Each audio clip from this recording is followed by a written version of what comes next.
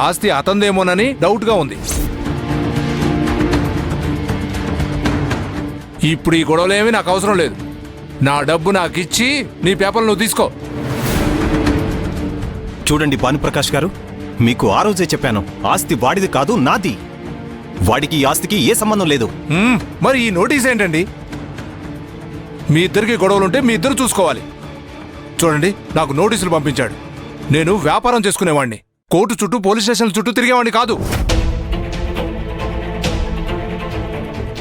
నా పనులు నాకు చాలా ఉన్నాయి. నాకు ఇలా నోటీసులు ఇచ్చారని తెలిస్తే ప్రతివాడు నోటీసులు ఇవ్వడం మొదలు పెడతాడు. అది నా వ్యాపారానికి మంచిది కాదు.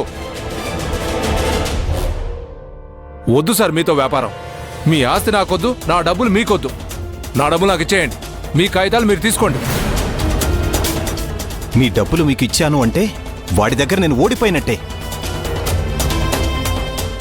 చూడండి, మీకు ఎటువంటి ఇబ్బంది రానివ్వను. ఆస్తి నాది. ఇంకోసారి వాడి మీ దగ్గరికి రాకుండా నేను చూసుకుంటాను.